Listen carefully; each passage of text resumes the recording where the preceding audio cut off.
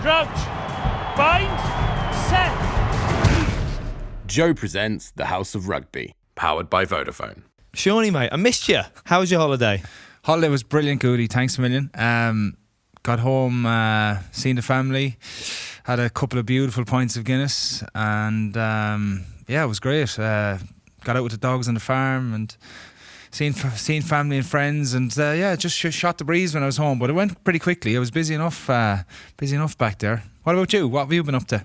Well, voice has come back after last week, sobered up, which is nice. But it's test week here on House of Rugby, powered by Vodafone. So what have we got in store? Well, what we have in store is we have a very special guest. I was going to say little man, little Scottish man, but he's not that little. We have Greig Laidlaw. Welcome. Thank you very much, boys. Pleasure to be here. Thanks for your very kind intro there, Seanie. Not too harsh on the little. What have you been up to, pal? Mate, I've been home for nearly 2 months now from Japan, as you'll know, Goodie, or 3 months off, or certainly me between seasons. I'm heading back out to Japan, mate. So similar to Seanie, really. I've been seeing the family. I've obviously not seen it in Japan. I've managed to squeeze in quite a bit of golf, which is lovely, and I've got another little game lined up tomorrow, which I'm looking forward to. Nice. And how long is your pre-season going to be in Japan? Yeah, I'm looking at about 4.5 months, I think, mate, is what's looking likely. I wouldn't want to even guess how much running that is, to be honest. Yeah, mate, I'm more worried about the heat. I think when I first get back for the first couple of months, it's going to be messy. But we've got I think Rob Penny is coming in this year as coach, so I'm hoping he's more sort of Kiwi and a little bit more relaxed. Why do they do 4.5 months of pre-season in Japan? Does anyone know? Like, I thought they're up to date, like with the latest technology, latest training methods, everything like that. All I can say is that my old club have been in pre-season now for I think 6 weeks. So on top of the probably 5 months that they are You're just only home 6 weeks. I mean, it's mad, but they just more is better, I guess. Yeah, just want to run you into the ground. Yeah, I think the seasons are so short, and obviously they're paying players all year round, so that you probably want to see them on the ground there, I guess, is one way to look at it. And I think one of the reasons I went to NTT was they wanted sort of me there for a large amount of the time in the presence with the Japanese players. So I guess it's part of the job. So I'm looking forward to getting back out to Japan when the time comes, and getting stuck back into training, I guess. Well, it's been a busy week with the Lions this week. That's why we got you here to talk some sense, unlike Seanie. But big news with Alun Wyn. What are the thoughts there? How do you think he went in that 27 minutes, was it, against Stormers? Yeah, it's a strange one for me, because I genuinely didn't think, looking at the game last night, he was himself. And I suppose when you're after, to be fair, like after dislocating your shoulder less than 3 weeks ago, isn't it? Yeah. So you're probably in the back of your head, you're going, is this going to pop again here? Is this going to go? But to be perfectly honest, I just didn't think he was as comfortable in the contact area last night, as in throwing himself in with that left side. But maybe he's just feeling his way back in, as you do with a shoulder injury. Like it's difficult. Even when you do 6 or 7 months of rehab on a shoulder and you come back in, you're like, give me the first couple here. But yeah, obviously you watched them pretty closely last night, you were saying, Seanie, and I think and probably you touched on it as well, the physical encounter that's coming in the sort of test series, and if he's selected, which he probably will be, otherwise he's probably not going to be back in South Africa. Would you select him though for his leadership and how you saw him play for 27 minutes? Because bearing in mind, he had, was it 4 weeks off before the Lions tour, not playing, a month or so, and then he played however long it was against Japan, and then he's had another 4 weeks. So it's a big call. It is a big call. Gats is somebody that he's not scared of making big calls, and he's obviously got a strong relationship with Alun Wyn. Will they select him? I think they will.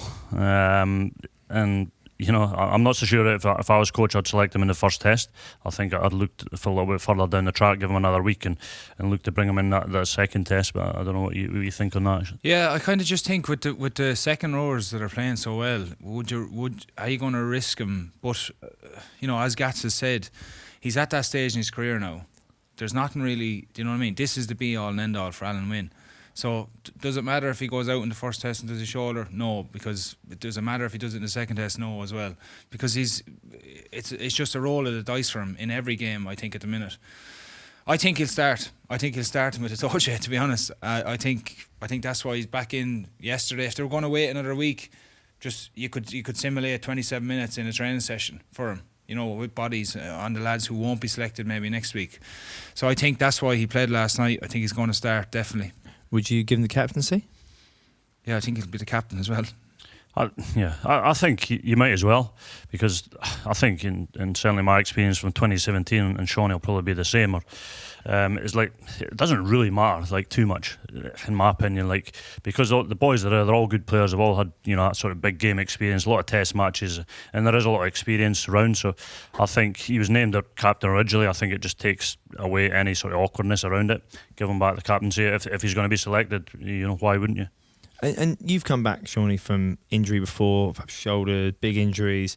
What's it, that first game, in go straight into a test match against the most physical nation? What give us an insight into what that would be like. To be honest with you, it's a funny one, because you have a shoulder dislocation it's probably 16 weeks at least usually. You know what I mean? A full one. If you have a reconstruction, obviously he didn't have any surgery or anything, but he's. You know what I mean? It will be in the back of his head, but you tick all those boxes off in training sessions. You tick all those boxes off with strength targets, etc. And can you do that in 3 weeks? Well, he's obviously, you know what I mean? He's turned it around. He's done it before, because the same injury has happened to him 2 years ago, and he's gotten away with it for 2 years. So, in the back of my head, I was kind of looking at him last night, and I was looking at him closely last night, and he was feeling his way into those contact areas. But that's different when you go into a test game against the world champions next week, who know that he's dislocated his shoulder a couple of weeks ago.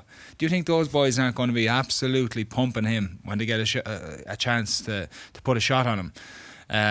And yeah, it's going to be difficult. But knowing Alun Wyn, he loved the idea of that too, as well, and he'll relish in it a little bit. But if he comes through this series, he's superhuman.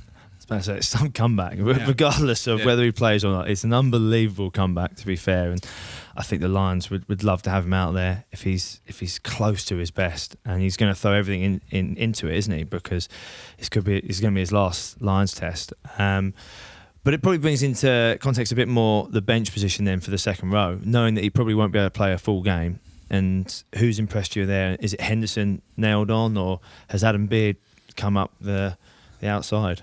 Yeah, there's a lot of options. I think everybody's playing fairly well in their positions, and we've not even mentioned Courtney Laws at the moment, and I'm a big Courtney Laws fan in terms of what he brings. And it's interesting. Gats has obviously spoken about the physicality, the playing of 9 element, and if you're looking for somebody to combat that, or carry as well, there's a man in himself that can do that, and he obviously covers that 6 position. Will he start at 6? That gives you a line-out option as well. But the back rows, so stacked at the minute. There's all sorts of options, but for me, it's probably between Ian Henderson, Courtney Laws, because Hendy's a good player as well.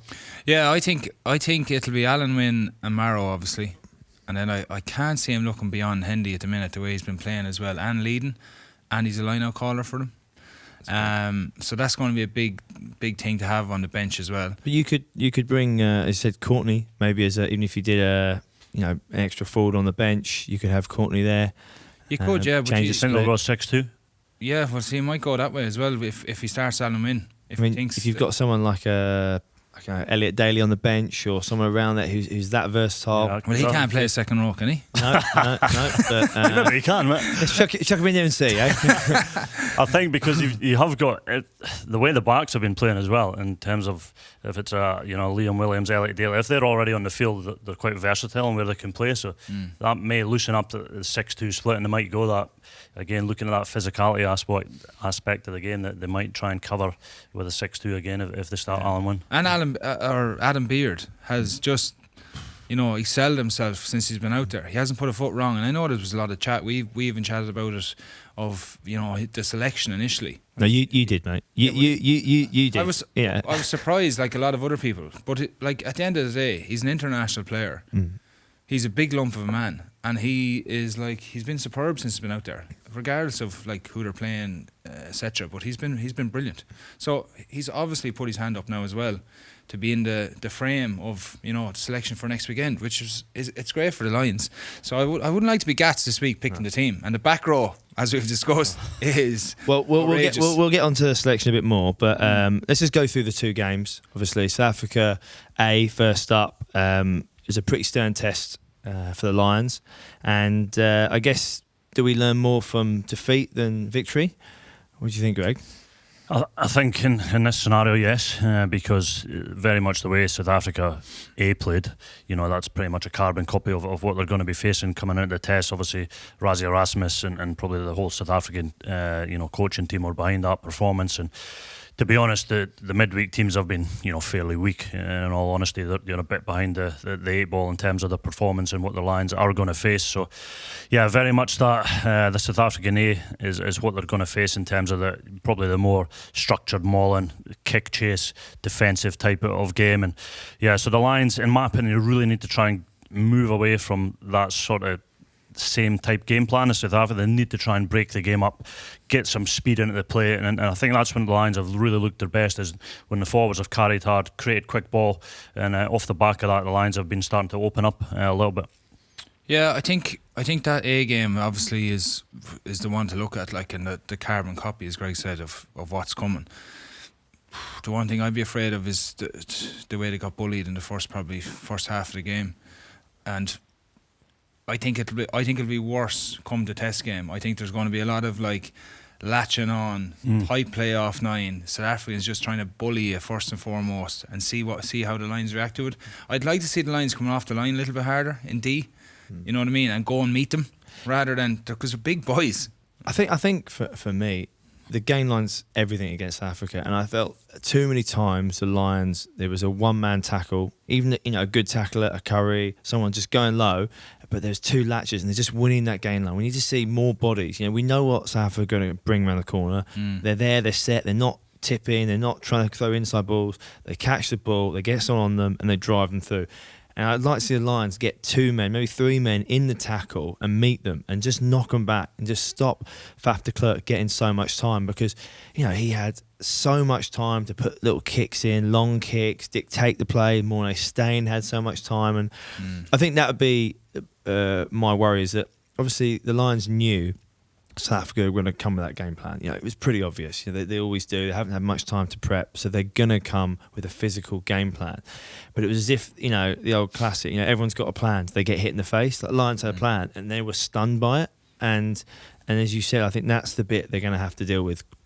Yeah, they are, because they're the biggest men in world rugby. It's Ebenet Sabeth, Steph Dutoy.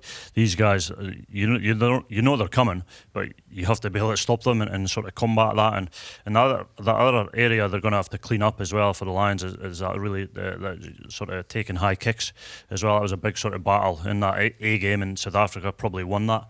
And that's one of the areas that South Africa try and get the edge. So you're going to have to try and take that away and sort of win the aerial battle. If you can win the aerial battle, start taking the kicks, then the Lions can really try and sort of speed up the play, or they can kick on their own terms, because you don't want to just kick when it slows down, and then it just becomes that sort of real sort of turgid match then. Yeah, I thought as well the Lions kicked loosely at times, obviously, and looking back at the game afterwards, South Africa were putting 3 in the backfield at times, and we're still kicking to them, where we should have been having a crack then. So I think the Lions will obviously learn a lot, I think, from reviewing that game. South Africa learn a lot as well about the Lions, get them on the edge. I thought we're a little bit vulnerable on the edge when they start to move the ball, and obviously kicking the ball to these boys like Colby and stuff is not a good idea, as we've seen. So I think both teams will take a lot from it, but first and foremost, in my head anyway, is we have to go and meet them, like you said, Goody, and physically impose ourselves early doors, not let them get front football. Go and meet them in 2s and 3s and put them on their arses, because it's going to be a long day at the office if the Lions can't win collisions, and that'll be dictated by the team he picks. And I just think, just on that as well, the only other thing is, you mentioned the kicking game. I think the Lions were pretty slow at getting back around the breakdown.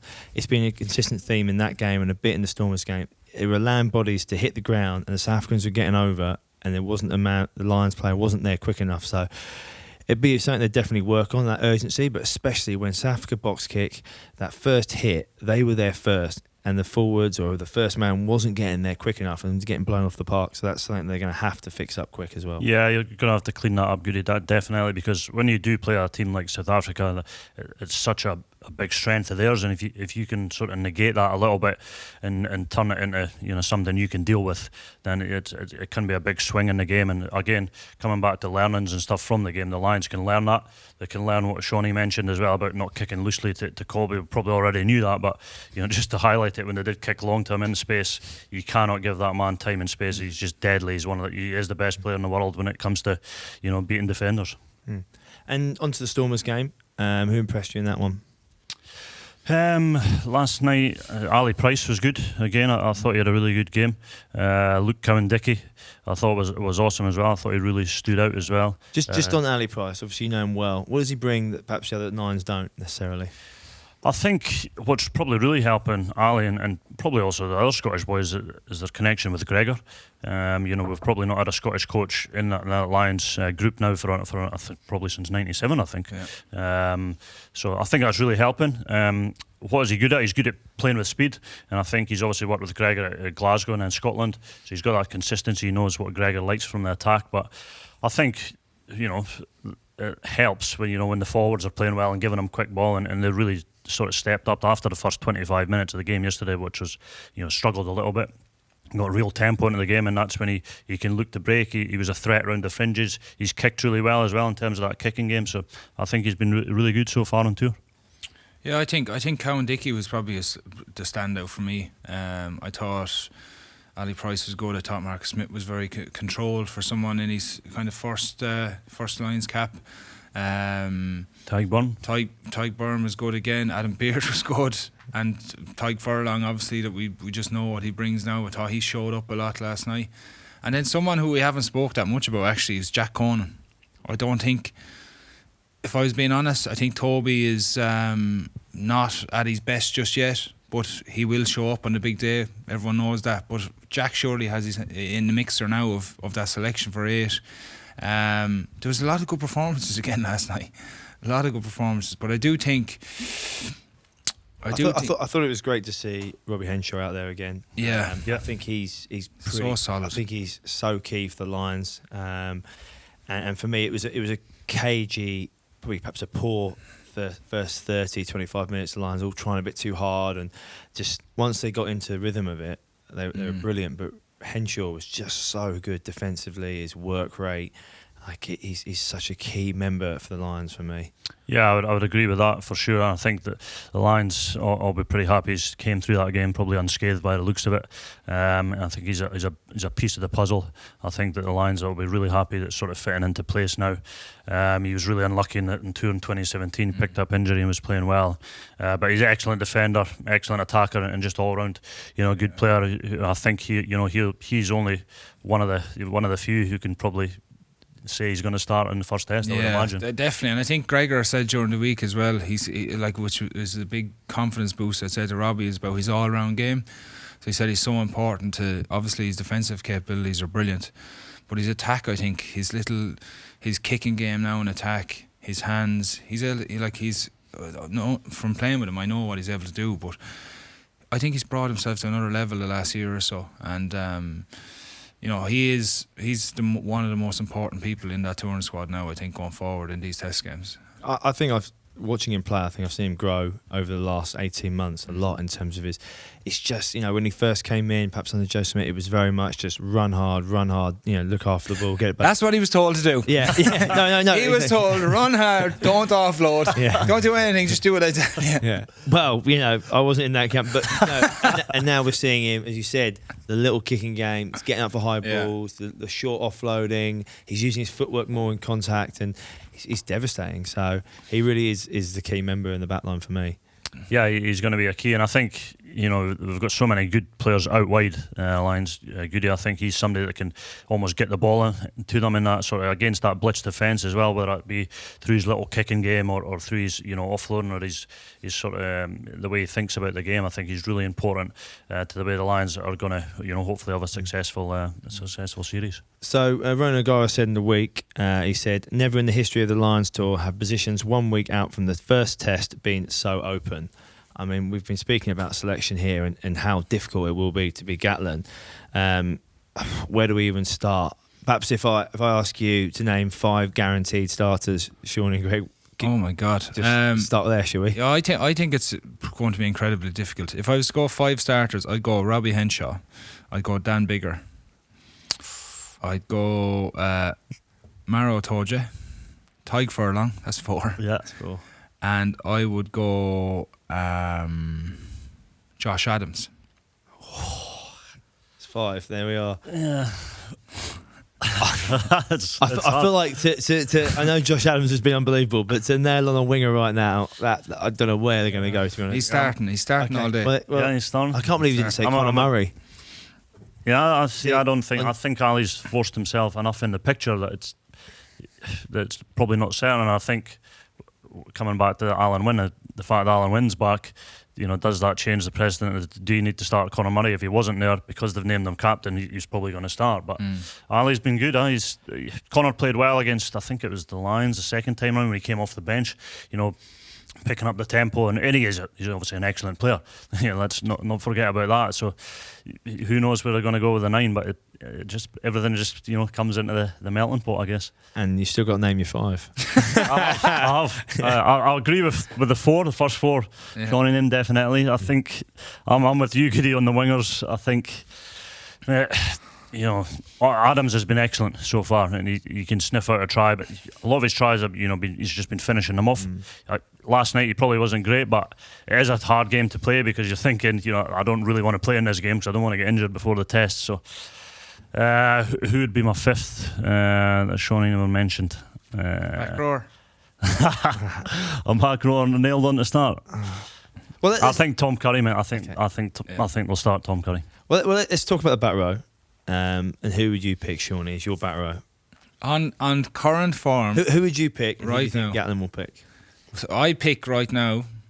I would pick Hamish at 7, Tom Curry at 8, and Ty Byrne at 6. Okay, that's who I pick right now. Looking at him, but I think. So why would you go with that combination? I'd pick Jack Conan at 8 if or I'd put him on the bench at least anyway. And then you could move Curry or Hamish around a little bit. But give us a flavour of why you'd go Hamish and Curry and put Curry at 8, which because is they're just in form. You're talking about meeting people on gain lines and stuff. Hamish has been brilliant. I think in every game he's played, he's really stood up. He's carrying well. He's making a lot of tackles. He's not missing any. Curry's the same. He's been with the ball in his hand as well. He's been making good yards. We know about his defensive capabilities. And then Ty Byrne for me has been like just a menace. Even last night, like holding lads up, slowing ball up while he's just in the tackle for 3, 4, 5, making them 3, 4, 5 second rucks. That's what we need. And just currently they're the 3 informed back rowers for me, and Jack Conan, I think. So no Toby Falatau. Well, Toby Laws. No, but like Toby's not been on fire yet. And the other boys are. So where, like, do you take the boys that are in your best form right now, or do you pick someone who you know that can play well on a big day, which is Toby, no doubt about it. He's an unbelievable player. But just for me at the minute, those 3 boys are alive and kicking, like, and they're there, and you need that going into these big test games. But it won't be everyone's selection, obviously. Right now, that's who I'd pick. Yeah, I think for me, I would have Curry at 7. I think he's said the number 1 for me is a defensive and attacking 7. I think just on previous, and because he's got that sort of ability to play in the wider channel, and why our 8s are all there, and so Toby Falatau will be 8. But I might go left field and go Courtney Laws at 6. You planted the seed in my sort of mind there, and I think just in terms of the physicality early on, and I'd bring Tag Byrne on probably 50 minutes and let him run around. Yeah, but you're talking about physicality early on. Like so in the games that he's played in, how much more physical has he been than the other boys? Well, it's not that. It's just I think when it comes to, if you look at Tagburn, his best attributes is getting over the ball, his line out, and he's good in the wide channel. But you don't see him as a dominant hitter, do you, necessarily? Courtney is known for his hits. He's known for he wants to carry and he wants to hit. Whether you say he's mobile enough to be a 6 compared to Tagburn, No. I don't know. Yeah. Probably not. But if you look at who you're playing against, in terms of meeting fire early doors. Yeah, no, I get it. I think It's a discussion. Yeah, Goodie. it is. It's a discussion. It's the back row, and there's so many slight different combinations. And I think I'm with you, Shawnee. I think for me, Hamish Watson's done enough to be selected in the test. I think you almost have to pick him. I'd pick Hamish at 7 because I think he's been excellent. He's aggressive. He's, again, talking about the ball carrying and stuff. He brings you a bit of a different dimension in attack. I think I'd pick Tom Curry as well. Whether he's wearing 6 or 8, I don't know. And I might pick Curry at 6. I know it takes a bit of a line out option. And then I think for me, Jack Conan, I think he's just a little bit more subtle in that 8 slot, or a Sam Simmons. I'm a Simmons fan. I really like him. I think he's aggressive, and I think he's similar to like Cowan Dickey, obviously both coming out of Exeter. I think both of them guys have stood up real well for me, and I just think, knowing sort of Gregor and the way you like to try and attack, I think that type of sort of combination will really try and suit and try and break up the game, in my opinion, what you need to do against South Africa. We could go through a number of other positions in terms of the back three or the centres, but Shawnee, give us your Lions pack, give us your Lions back line, and we'll just put a few suggestions into your forwards. Pack, including subs. We'll do subs afterwards. Okay, so pack for me is Wyn Jones, Jamie George, and Tyke Furlong. Marrow and Alun Wyn. I'm going with Tygburn, Curry and Watson. That's So me. we'll leave it there. So you would not, you'd have Macca on the bench, and you wouldn't start Cowan Dickey or Ken Owens, because Ken Owens probably pre-tour was probably favourite. Yeah, I think Jamie's played pretty well, and he's been hot now the last any chance he's got. And You did tell me you've been texting this week, so that does. I have not been texting. I think the bench is going to be massively important, you see. So that's why I'd start with Wyn Jones. I'd have Mako. I think the bench is going to be huge. So Mako's going to be on the bench. You're going to have Ken will probably start, to be fair. I think Gats will pick Ken.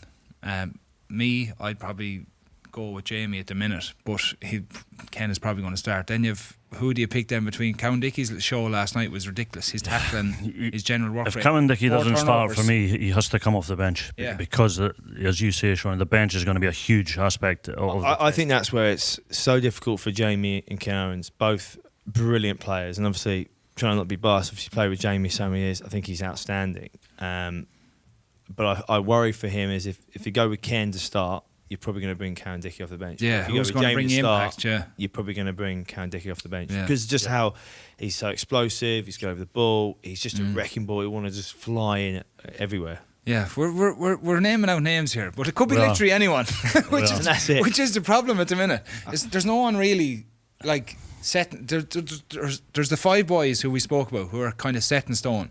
Everyone else, it's fair game, which is incredibly difficult. Okay, so do your forwards bench now. You wouldn't do 6-2? No. Okay, probably 5-3. So Go who are your 5 5-3. forwards? So I'd go Mako, Cowan Dickey. Change your mind. I changed my mind. I'm confused now. Sinclair.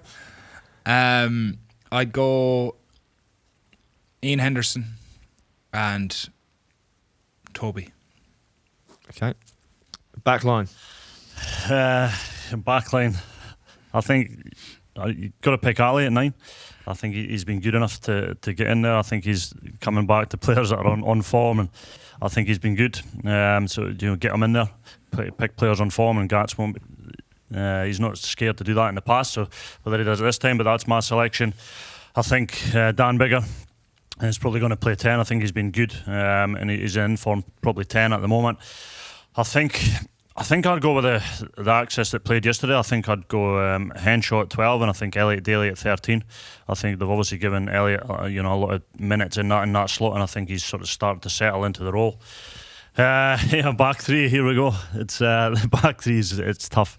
I'm going to go Liam Williams on a wing, Anthony Watson on another wing, and Hoggy at the back. So you have a different theory on the back line, who you'd go with in the centres? Yeah, I think it'll be Bundy and Robbie. I think the way the two of them played together in that Japan game, defensively and in attack, but I think first and foremost, we speak about physicality, we speak about the directness of what's coming. Obviously, if you have Robbie at 12 and Elliot at 13, you still have that 12 seam sewn up with a good defensive player. But for me, I just think Elliot's missed a few too many tackles in that 13 slot at the minute. Probably not as comfortable as Robbie would be there, or even Chris Harris, obviously. But I think just for the first test, we need to meet fire with fire, and sure, you have your most physical defender at 12 in Bundy, or one of them. So I think it's going to be Bundy and Robbie in the centres. Without sounding too negative, I think I would. It's like I'm just trying to defend against South Africa. I think I would have Conor Murray at 9. I'd bring someone like Ali Price on later on to up the tempo. Yeah. I just think early on with his kicking game, his defensive work, Conor Murray for me at 9. And then the back three, early on against the Stormers, I thought Hogg tried to force it and then came into his own when he just played his own game a bit more later on and was brilliant.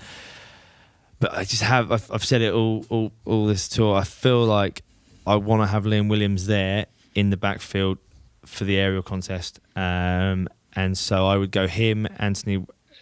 I'd go Anthony Watson on the wing. I'd go Liam Williams at fullback, and until last night I was going Josh Adams on the other wing. But I still think he's had a baby this week. It's the week before a Test match. I'd still have Josh Adams on the wing, and that'd be my back three. But I'd say Stuart Hogg is the unluckiest man there because he's a brilliant player, and you do miss something in attack. Yeah, and brilliant players are going to miss out, either way. And thankfully for us, we're not selecting the test. But I think, it's Hoggy's, the way the tours went so far for Hoggy, he's probably under pressure at the moment because he had the close contact or whatever, and he's sort of been in hiding for a week. So, once he got into his rhythm last night, I thought he was good, and he was good. Obviously, the first couple of games he was involved in, but certainly on the 9 selection, do I think they'll pick Ali? Probably not. I think they'll maybe go with Conor Murray, and certainly Gats from what he knows. Conor's an excellent player, of course he is, and he was awesome in 2017. He's got that big game experience, so they may look towards there. I just think purely on form, I think Ali's been certainly playing the better 9, but Liam Williams has to be in the team. I definitely agree with that. I think he's an awesome player under high balls and what have you. So. And who's going to be on the bench then in the back? So obviously a Faz. Well, I'd have Ali Price. I'd had Faz, and then you'd probably have someone like Elliot Daly if it's. I think Elliot Daly he offers to cover certain positions. Bring on late, you get a long penalty, obviously. Yeah. It depends. Yeah. Gives him that tiny bit, or you go brave and you go ballsy, you go Faz and Hogg, and Hogg just to come on and show that X factor. Yeah, I think there's all sort of endless opportunities and sort of scenarios for the bench. But even Marcus easier Smith. In 2017 picked the team. Do you chuck Marcus Smith in? Because again, coming back to my point what I made earlier in terms of you got to break the game up. Like for me, it was like made for somebody like a Finn. Obviously, if he was fit, but he's probably struggling with injury. Marcus Smith, I know he's young and stuff, but you can come on, you can break the game up in that key slot and. But I guess if you got Farrell there, he can cover that 10 slot as well. I think Marcus Smith is unbelievable. But to ask him, he had, a couple of days training, if that, before the game against Stormers. And the first half, he was getting to grips with it. To ask him to go into a Test match and say, Bigger goes down or someone goes down in the first 5 minutes to come on is a big ask, with South Africans coming for him. So I feel like he needs a bit more time for me. Yeah. As much as he was outstanding. A couple of more gym sessions. Well, not that. But I mean, just, it's so difficult for us to make a decision, let alone Gatlin. But on the old Vodafone Player of the Series, now during the course of the series, subscribers to the official British and Irish Lions app powered by Vodafone can get over and vote for the Player of the Series and also who they think will be their starting 15 in the Lions Selector app. So get over there and have a look at that. At the moment, Josh Adams is first in the voting, and then Hamish Watson, Duhan van der Merwe, Lewis Rees-Zammit and Chris Harris. So have a vote there. And as we can see, we can't make a decision on the selection. So what chance do they have? It's funny actually that you mentioned, like, you mentioned those boys that the fans have voted for. Like, van der Merwe has been outstanding. Can't be stopped at the minute. Yeah. Like, will he? Is Gats just going to go, do you know what? You're too big, you're too strong. That's a message he'll be driving all week. We're too big, we're too strong as well. He'll be saying that to the Lions boys, even though South Africans are the biggest in the world. But is he going to be a late bolter? You're leaving Lewis Rees-Zammit out of the squad altogether as a finisher. You're bringing. I'm backing Josh Adams because of what Gats has said earlier on in the tour about him, and his finishing ability. We're like, there's such strong competition all throughout the squad, and it's going to be incredibly interesting to see who comes out on top. It is going to be interesting. I think, I was just, when you mentioned Duhan there, it's like we never even mentioned him in our discussions about he could well start a test. There's no doubt in that. I think he's really good and going forward and defensively as well. Well, I guess good luck, Gats. But right now, head over to the official British and Irish Lions app powered by Vodafone to pick your player of the series and also to pick your Lions starting 15 on the Lions Selector. All on the official British and Irish Lions app powered by Vodafone. Well, we could talk about the Lions all day long, and we still will. But Greg, you're here. Give us some tales about Shawnee from 2017, because everyone's got tales. You always ask for stories. Well, for some it's reason. because there always is one. I'm not so sure about that.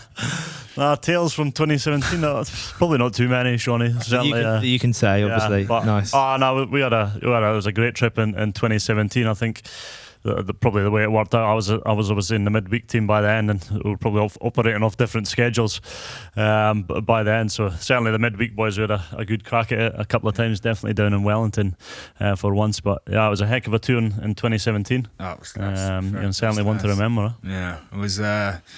The people in New Zealand were brilliant. I think with everybody. The boys now, in fairness, there was a lot of envy when you'd wake up on a Thursday morning. they'll be out after playing the game, and a bit of crack and a few stories coming back, and you'd be thinking to yourself, Jesus, will I try to get in the midweek team? But I think that's what was probably good about the Lions doing that. Obviously, in a sort of professional, it was kind of still encouraged to get out and have a bit of crack. And I can't remember when. I think it must have been after the last test, but I remember like walking into the team room at one point, and I'm pretty sure Jack Noel was lying sleeping in a bed, right in the middle of the team room. I don't know where this bed came from. I think he was in his full gear, as well. So just mad times. Certainly, such a good crack off the field as well. But yeah. It definitely was good crack. And that's why there's always a story of Shawnee. We've heard about him singing, late night, taking his clothes off. So there's plenty to go around. But just what does it mean though for you, like being involved in the Lions? To get that call up. Do you remember it? Yeah, I remember it. I think Gats gave me a call up. I was called in slightly later, and the rest of the boys. But I think it's just. It's so unique, isn't it? And I think everybody certainly I dreamt of it when I was growing up and wanted to play for the Lions, and to sort of realise you're one step closer and to receive that call is it's straight away you're excited, nervous, all that sort of emotion coming through. But the way we travelled out to New Zealand, it was so rushed, and I think we were only in New Zealand 2 or 3 days before we played the first game. It was mental, and I always remember just after the warm up. Probably still hadn't sunk in that I was there and ready to go, and always remember just my jersey ready to go and right in front of me hanging on the peg, and just that realisation I'm about to play for the Lions and be part of it. So yeah, incredible experience. I loved every minute in terms of just what it's all about, and I just think the history of the Lions, the players that have went before you, I think that's what really makes it all work. And Is there anyone who you played against who you really disliked, and then because everyone always wants to know, like, did you make friends with anyone particularly on the tour who you thought was an absolute dick beforehand? Yeah. Hopefully you didn't think I was like that. That's awkward. I was always very friendly to you when we played against each other. He was very friendly. Yeah, Shawty was actually always all right, to be fair. Who was? Well, anyone you keep in touch with still from there? Jamie George, I'd stay in touch, I'd message or whatever. I got on pretty well with Jinx. He's a good guy. I think Courtney Laws was somebody probably I didn't think I'd get on with, but got on well with Courtney. He's a good guy. He loves the game of table tennis. I don't know if he's beat me yet, but he rates me. He was like, was he king of the table? He was king of the table. I don't know quite there. We Scotsman that's nipping around. Him and Faz was pretty good too. Faz was good. Faz won't like losing though, so it was it would have been tough. A bit like me, mate. I can't remember if I played Faz, but Courtney Law is a good guy. But I think, to be fair, on 2017 we had a great group, didn't we? Really, and everybody kind of got on and got stuck in, and Robbie Henshaw with his brilliant start to singing songs and stuff like that was just funny things you remember. Yeah, he always started with his fingers. 1, 2. Before he started, he was like sort of counting out. Counting. It was counting. Counting in his head. He was like 1, 2, 3. Actually, thinking of table tennis, I'm not sure if it was you, but it could have been Faz. Like a 10-0. If you get a 10-0, it's a naked run around the table tennis. any excuse for you? You just turn up with no bat and went, oh no, I've lost 10-0. Sorry, lads. No, but I remember getting to like 8 or 9-0, and I was like, oh my god, because the team room could be full of anybody. Like, could be physios, everyone there. There was some squeaky bum times for a lot of lads with some of the real good table tennis players, because you don't want to be doing a naked lap in the team room. Of course not. a lot of eyes, a lot of camera phones. Yeah, never going to go down well. Exactly. And for you, obviously, back to Japan. Is it one more year? Yeah, I've got one more season, Goodie at the moment, so I'm going to head back out there in August and get back out there and join back up with the NTT boys and see what next season has in store. The king of Japan. The king of Japan. Nah, Japan's awesome, mate. I think I've had such a good laugh with my family, and even though we've had the restrictions and stuff, we've still been able to do a fair bit in Japan. So the people are so nice in Japan, respectful, and all that sort of stuff that goes with it. My kids are in international school, but they're bilingual, so getting a bit of the language. So it's just awesome. They're better than you at Japanese. Oh, they're better than me, mate. I sit in the Japanese lessons and goes in here and I try and catch it on the way back out that year, because the language is. Do the kids enjoy it? Do they like it? Yeah. Mate, the kids love it. I think because the weather's so nice, like even in winter it's cold, but it's like always just sunny, so the kids are just always outside. And mate, it's so safe. Like you see like 4 or 5-year-old kids just walk in, they get on the bus, they get on the train, and I think for us, my kids are around about that age. It was a bit like, oh, we can't let the kids do that, but they've already made little Japanese friends, and they just all go to the park on their own, and it's an awesome place to go and experience. That makes it so much easier for you guys, I presume. Mate, kids are loving it. I can't tell you how safe it is. Honestly, I remember my mate. He lost his wallet a night out, and he was panicking. And another guy was like, "Oh no, you'll get it back." And he's like, "What do you mean I'm going to get it back? I've got to cancel my cars." And he's like, "No, just give it a day. Next day, it was posted back to him, his wallet, cash, cards, everything. It's half of the course. I heard another story as well. A friend of mine was backpacking over there years ago, and he wanted to get to such and such a place, and he asked this woman, "Can you?" And she was like, "Yeah, follow me." An hour and a half later, they're still walking, and she puts him on the train, like, to where he wants to go. Like an hour, she walked an hour and a half away. He's just like, this is an unbelievable country, like so friendly, so nice, do anything for you. No, they're amazing in that regard. But I must recommend, if you like skiing, get up to Hokkaido up north. It's unbelievable. While my team weren't doing great and didn't play their best rugby out there, became very good at skiing. So I would recommend that. That's for sure. Yeah, I mean, I've heard the skiing's good, so I'll try and get up there in the winter when I get back before the season starts, and and go and see what it's all about. Apparently, it's some of the best skiing in the world by all accounts. So. Yeah, unbelievable. Okay, just before we leave, then. Just one final Lions chat about what training's going to be like this week, Shawnee. How competitive will it be? I think they'll have a very structured week, obviously. Like today will be a recovery day because they played last night. Tomorrow will be a light enough day, probably. It'll be a double day though, but it should be light. And then Tuesday it'll be an intense day. Get up to speed with everything, get all the detail locked away for the weekend. Wednesday off, Thursday kind of the same as Tuesday, and then Friday back off then to the weekend, hopefully.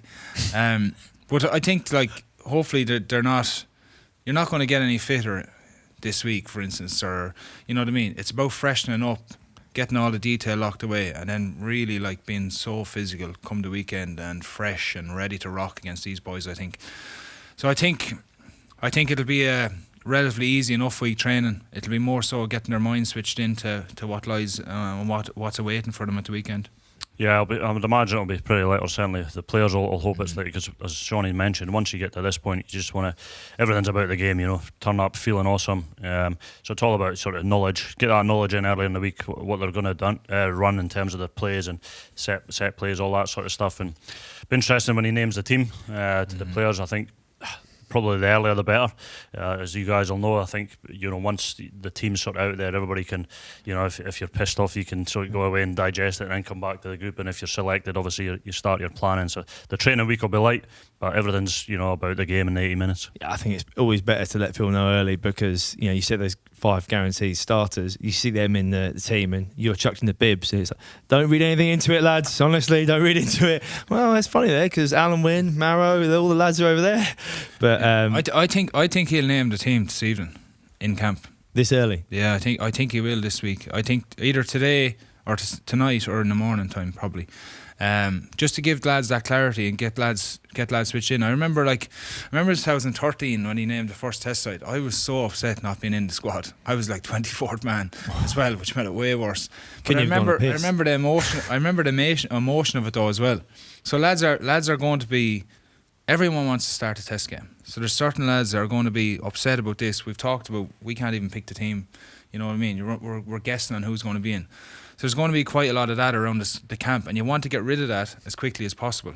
So that's why I think he'll either do it tonight or tomorrow morning, or and rock into the week with a good attitude and get everyone together and get everyone on the same page, knowing what they're going to try and achieve over these next 3 weeks. And how much do you think they've held back, like plays wise, like especially the backs? scrum, line out. Do you think there's a lot more in the locker, or do you think it's too hard to just put that all in 1 week? Yeah, I think knowing Gregory, he'll definitely try and have a few things up his sleeve. I think probably more so off line out. I think scrum nowadays, I think the average scrums you attack over like 4 in a game if you're lucky, and the scrums have been quite messy to date anyway. So I think that in terms of the set scrum plays, are a little bit not out the window, but you don't get as many opportunities. So and knowing Gregory, will have a few variations of line outs and stuff that he'll want to nail to try and surprise the Springboks, and you may need something slightly different to score a try. So that'll be in the game plan this week. So again, it comes back to that naming the team early so the boys can nail their detail, and then once they nail the detail, they can just concentrate on playing well going into the weekend. And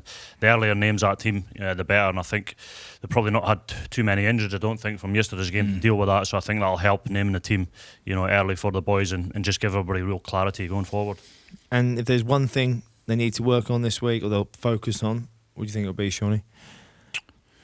Oh, I think it'll actually be their D this week. I think it'll be getting off the line and going to meet them. I'd say Tandy will have a rocket up them this week to actually bring it to another level. Test week, bring your D to another level. If you defend well against these boys and get the ball back, the attack should look after itself. Yeah, I'd probably agree with that, and I think that's why for me, Tom Curry has to be in the team as well, because he's such a good chop tackler. And South Africa, you talked about the latch and stuff earlier. They're going to come around the corner with big units, and sometimes they don't have a lot of fancy players, but they're coming route one, and if you can chop that and get rid of that early, don't go too high, I think that's a massive part. And you take that away and slow that down and force them to kick, I think it's a big part of the game, and definitely one that the Lions will be focusing on going into the test. Well, that's all we have time for this week on House of Rugby, powered by Vodafone. Thank you for watching and listening. We'll be back on Friday morning to pick through the bones of Gatland's first squad to face the Springboks. Cheers, guys. Good to see you. Thanks, lads. Cheers. You've been watching the House of Rugby, powered by Vodafone.